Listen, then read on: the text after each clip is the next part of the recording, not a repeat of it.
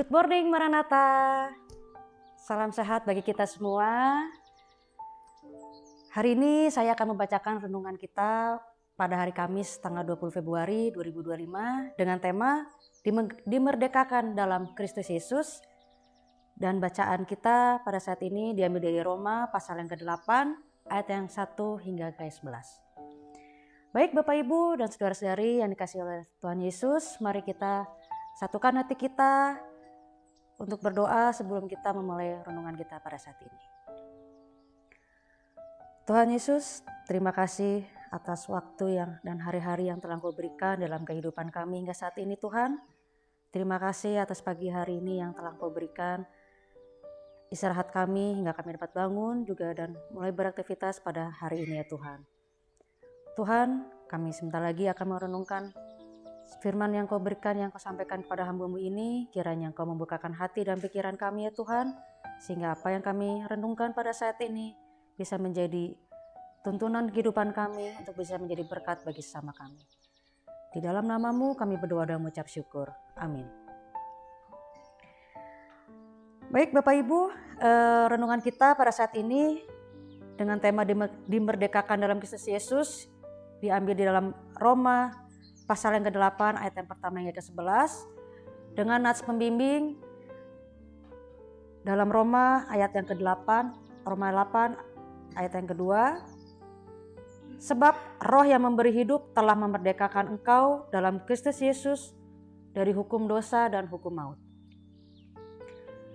Dimerdekakan artinya kita dibebaskan, dilepaskan dari suatu jerat yang mengikat dan membatasi kita dalam gerak.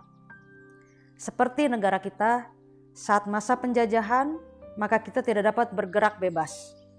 Kita tidak dapat menentukan apa yang menjadi keinginan kita. Pada saat negara kita sudah merdeka, maka rakyat Indonesia dapat bertindak sesuai dengan keinginannya agar dapat menjadi negara yang maju dan berkembang. Dalam bacaan kita hari ini dikatakan kita telah dimerdekakan oleh roh yang memberi hidup. Kita dimerdekakan dari hukuman maut dan hukuman dosa. Kita tidak lagi hidup menurut daging, tetapi hidup menurut roh.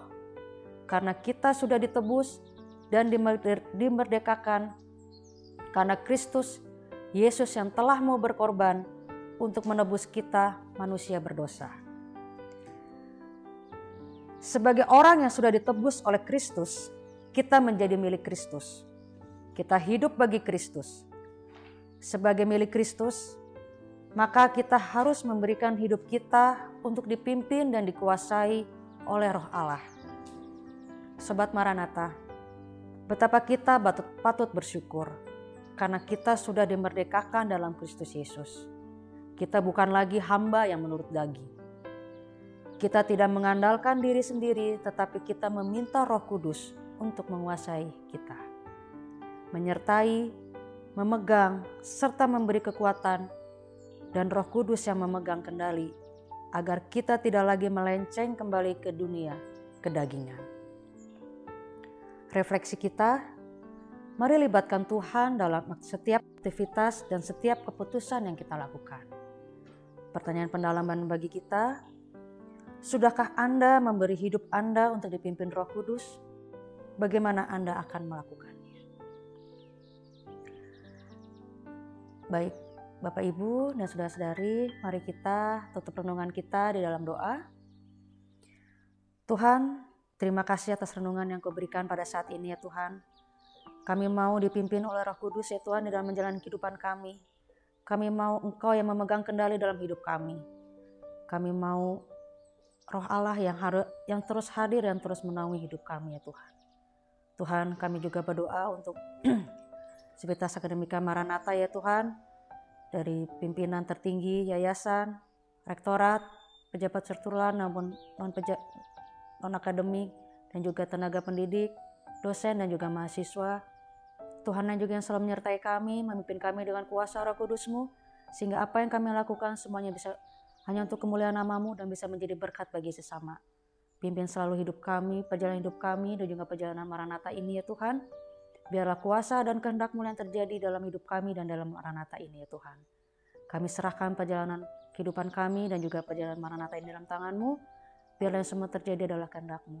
Dan mujizat itu juga yang akan nyata dalam kehidupan kami semua.